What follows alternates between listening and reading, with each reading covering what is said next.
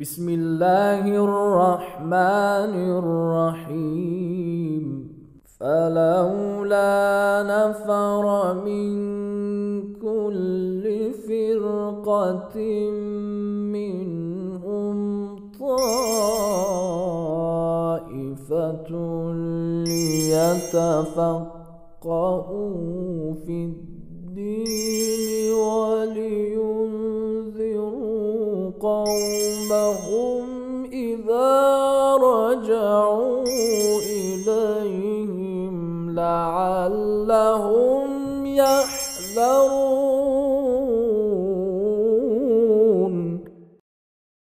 أعوذ بالله من الشيطان الرجيم. بسم الله الرحمن الرحيم. الحمد لله رب العالمين والعاقبة لأهل التقوى واليقين، ثم الصلاة والسلام على سيد الأنبياء والمرسلين حبيب إله العالمين العبد المؤيد الرسول المسدد المصطفى الأمجد المحمود الأحمد أبي القاسم مصطفى محمد صلى الله عليه وآله وسلم. أما بعد، قال مولانا ومقتدانا الإمام جعفر الصادق عليه الصلاة والسلام: فأما من كان من الفقهاء صائنا لنفسه حافظا لدينه مخالفا على هواه مطيعا لأمر مولاه فللعوام أن يقلدوه. Dear brothers and sisters, in this session I'm going to focus on the necessity of taqlid.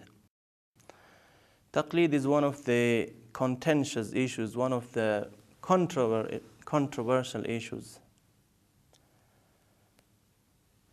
that have been discussed by different scholars. What is the necessity of taqlid? Why do we follow a scholar? There are numerous questions regarding taqlid or regarding the issue of emulation.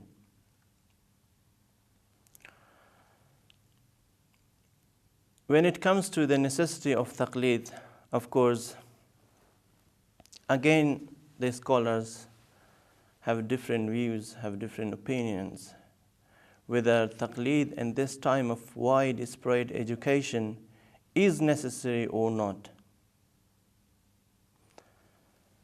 However, Shia scholars are of the view that taqlid is necessary even in this age, which is the age of information. But scholars from other religious sects have questioned the necessity of taqlid. They have put forth questions and spurious arguments regarding the necessity of taqlid.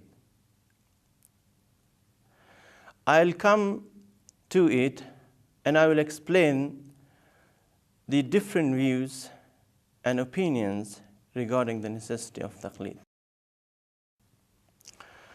But of course, there are certain questions which we have to deal regarding the issue, regarding the subject of taqlid. What are the rational and textual evidence for taqlid? Are there any verses in the Holy Quran that support the concept of taqlid? Are there any traditions, any sayings from the infallibles that authenticate and support the concept of taqlid? If there are any proofs, any sayings, any verses, what are those proofs? What are those verses and sayings and narrations? In case we prove that taqlid is a must, it is necessary, even in this age of widespread education,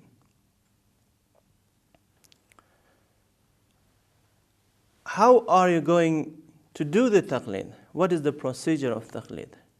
Whom are you going to follow? What are the conditions and the necessary qualifications or the necessary traits that a scholar, a mujtahid, or a jurist must have? And does taqlid require any formality or not? Now of course there are other questions. I'm going to deal with all of these questions one by one. And of course if in this program and in this session if I'm not able to respond to all the questions, I will reply to some of the important questions and some of the important concerns of the mu'mineen and Muslimin. Now, coming to the first question,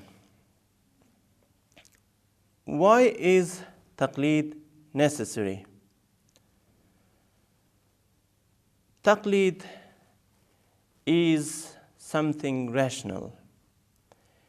If we look at the concept of taqlid, if we look at the normal people, we come to the conclusion that every individual is somehow following someone else. Everyone, whether he is Muslim or non-Muslim, is following an expert. The necessity of taqlid is the result of a rational conclusion based on the need for divine guidance. We are in need of divine guidance. We are in need of understanding and comprehending the religion and following the religion in the right way and in the right manner.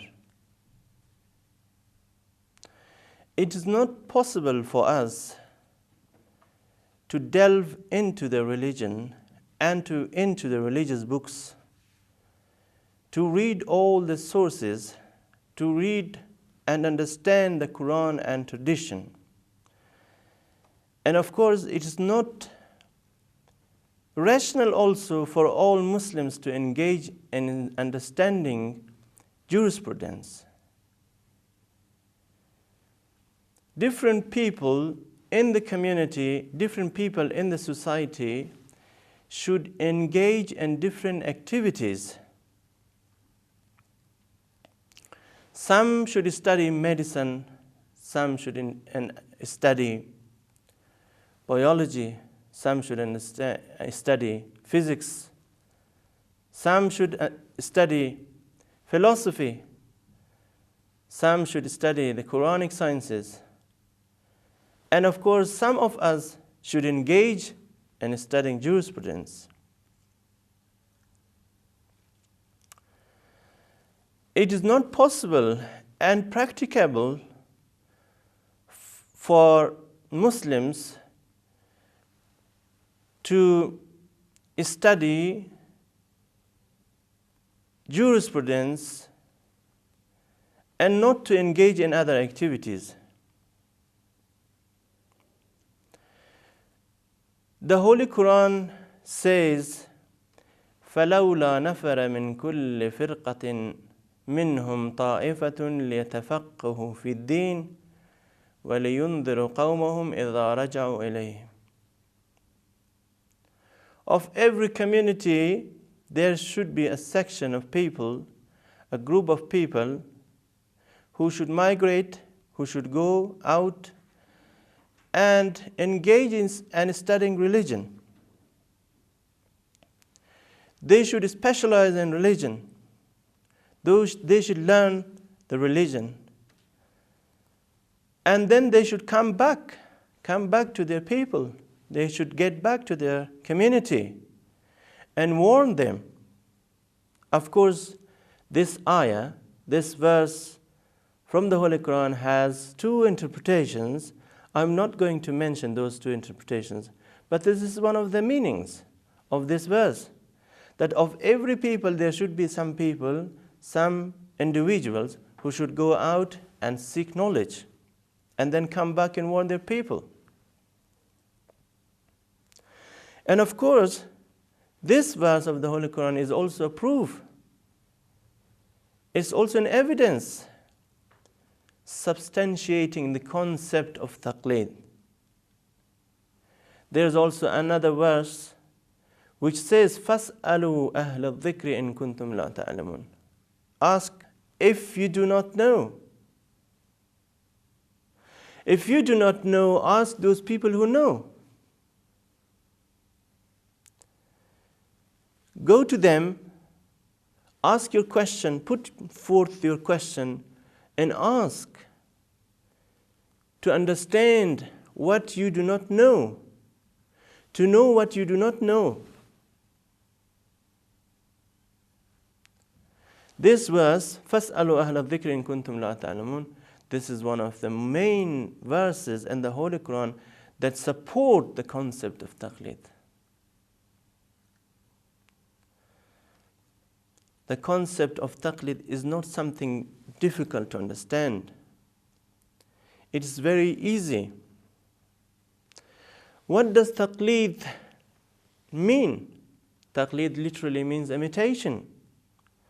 But imitation has got a positive meaning as well as a negative meaning. When it comes to the negative meaning of taqlid, it means blind imitation, blindly following something, just as the Jews were following their leaders.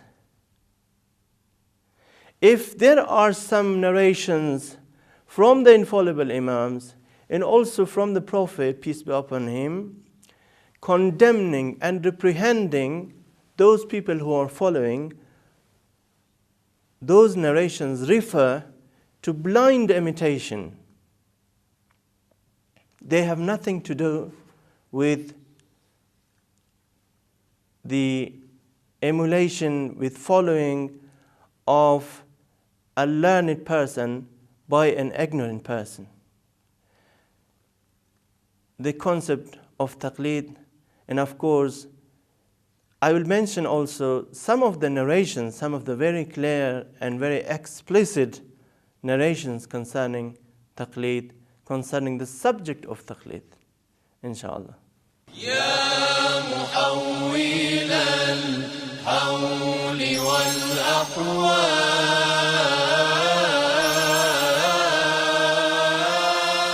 حول حالنا حول حالنا يا أحسن الحال.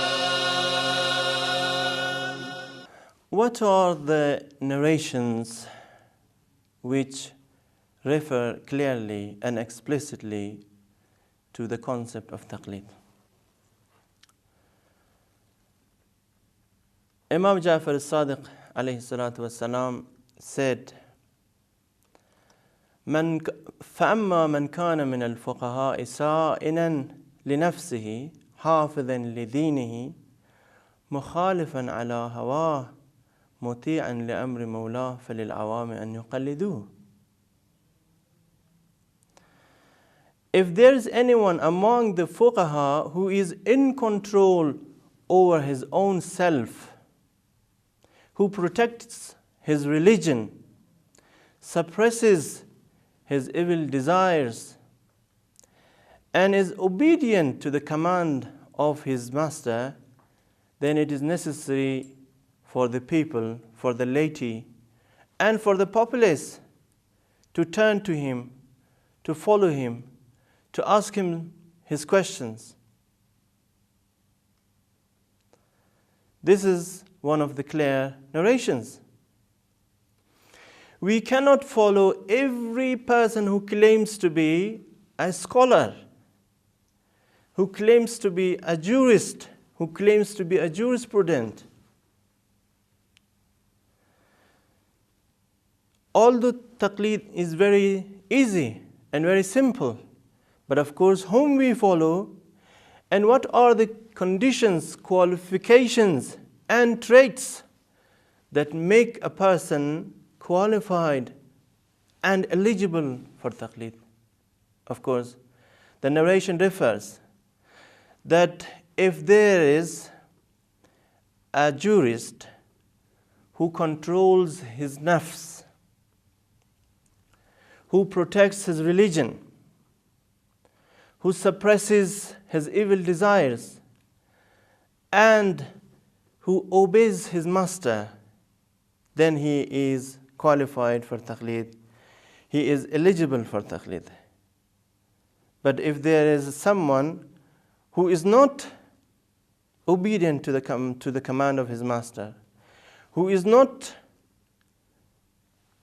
actually in control of his nafs, who does not suppress his desires, his passions, and who is whimsical, he is not qualified for taqlid. We cannot follow him, because he might give a verdict which is not in accordance with the religion. He might give a fatwa which is not in line with the teachings of the Holy Quran, the teachings of the Holy Prophet, and the infallible Imams. He must be a pious and a God-fearing person. Another narration concerning the concept of taqlid is from the last Imam, the last Hujjat, and the last divine authority, Imam Mahdi, may Allah hasten his reappearance. When asked about the new events, the new occurrences, he said, the Imam said, وَأَمَّا الْحَوَادِثُ الْوَاقِعَةُ فَارْجِعُوا فِيهَا إِلَى رُوَاةِ حَدِيثِنَا فإنهم حجتي عليكم وأنا حجة الله عليهم. If there is a new matter in the society, a new phenomenon, a new occurrence, then فارجعوا فيها, return إلى رواة حديثنا, to the narrators of our traditions. Go to those who narrate from us, because they are in authority on you, on our behalf, and we are on authority and authority on them. We are hujjah on them. We are a proof over them. And of course, there are numerous other traditions concerning the concept of taqlid. We follow a mujtahid because we believe that he is an expert in the field of religion. He is a knowledgeable person. He is a learned man in the field of religion. It is, of course, very rational for every individual who does not have knowledge of something to refer to someone who has knowledge of that thing. I can give you a very example. Probably you have heard this example many a times, but it's good to remind you of this example. Why do we go to a doctor when we feel sick? When we feel ill, we go to a doctor because we believe he is an expert in the field of medicine, because he is a specialist. He is someone who can diagnose our problem, our disease, and the cause of the disease. He can prescribe you the medicine required for treating and for recovering from the disease. He is the person who can help you recover. He is the person who can give you proper advice. He is the person who can guide you. We trust him because he is a specialist. We trust him because he studied in that field. We cannot ask him why you have given this and that medicine. It is irrational to ask him why you have prescribed such and such medicine. And of course, it is always irrational to ask a doctor as to why you have prescribed me a certain type of medicine. The same is true with the jurisprudent. A jurisprudent gives the advice needed. He gives the instruction required. He engages and specializes in the field of jurisprudence and extracts the command, the divine command, the religious instruction from the Quran and from the tradition. And then when he comes to a conclusion about something, then he gives it to you in the form of an injunction and in the form of a verdict.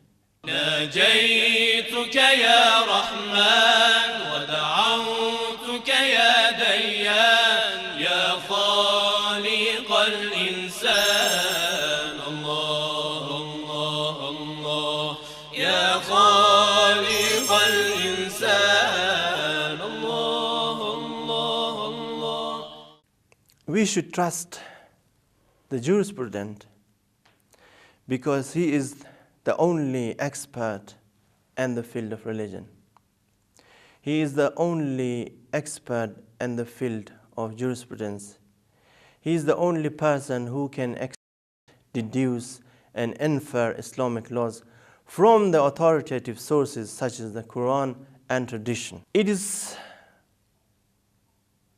not, of course, always rational to ask why a mujtahid has given a certain fatwa. It's not always possible to understand the rationale, the philosophy, and the concept behind a fatwa. As a follower, as someone who believes in the authenticity and correctness of the fatwa of a mujtahid, we should not expect a mujtahid to give the reason, to explain the rationale, the philosophy, and the reason behind a fatwa.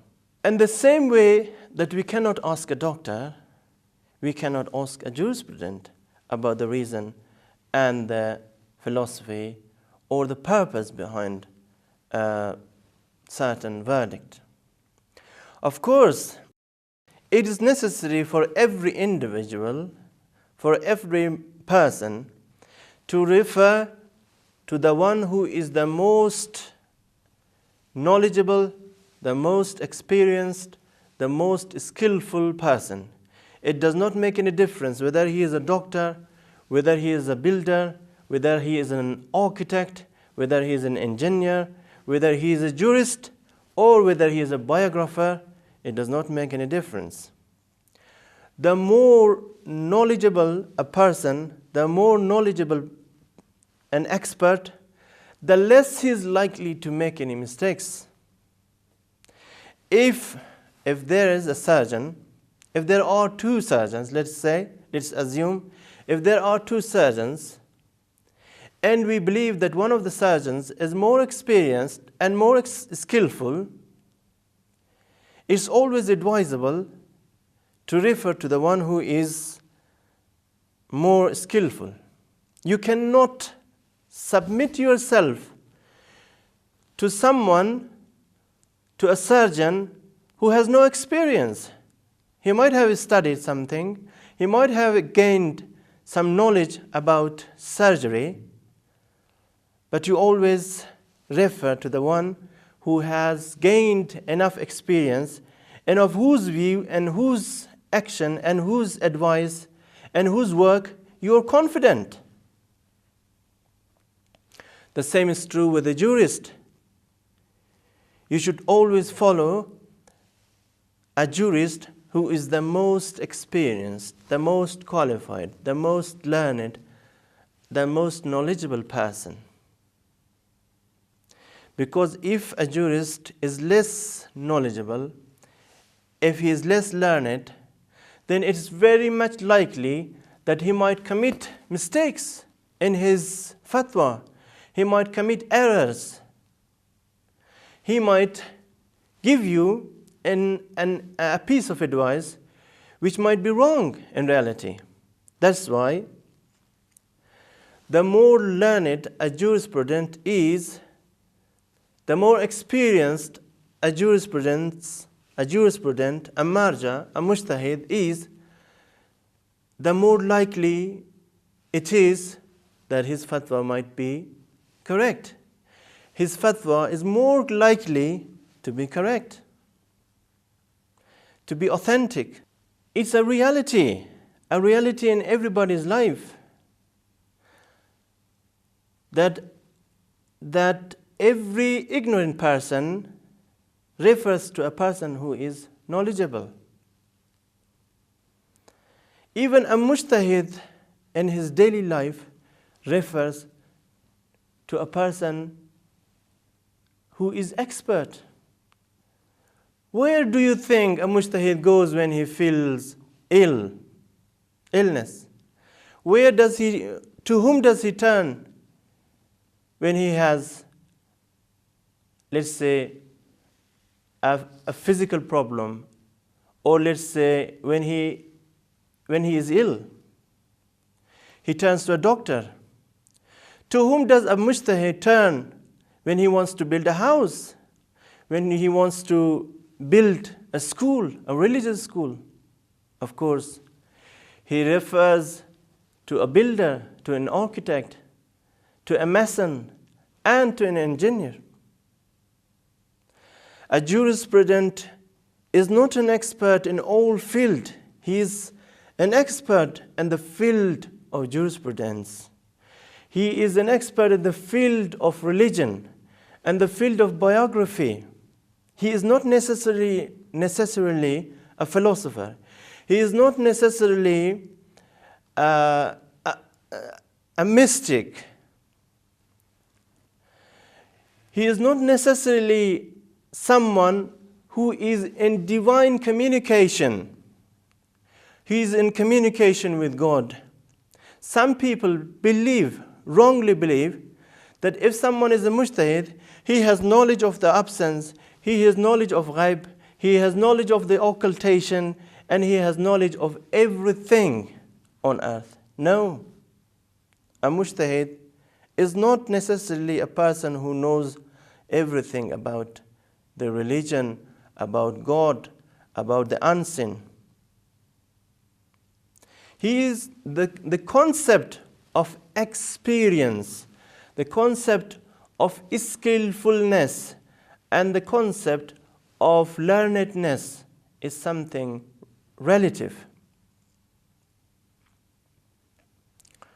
It is something that has degrees, that has gradation. Different scholars, different mujtahid are there in the Islamic seminaries, but they are not in the same footing. They are not in the same level of knowledge and experience and eligibility. Some of them are more learned, some of them are less learned. Some of them are more educated, some of them are less educated. We are bound to follow the one who is more educated and who is more learned. As I said, the more learned a person is, the more learned a jurist is, the less he is likely to commit any errors when he gives a fatwa. I will speak, inshallah, in the next session to come, I'll speak about the qualities, the qualifications, the conditions of a qualified mujtahid. I will also address some of the questions which you might have in your mind. For example, you might say, okay, how can we identify the most learned mujtahid? How can we come to know that a certain mujtahid has such and such qualities and a certain mujtahid does not have that? I will explain the criteria, the conditions, and the guidelines that have been put forth by our scholars and by our infallible Imams. Insha'Allah. Wassalamu alaikum wa rahmatullahi wa barakatuh. اللهم اختم بعفوك أجلي وحقق في رجاء رحمتك أملي وسهل إلى بلوغ رضاك سبلي وحسن في جميع أحوالي عملي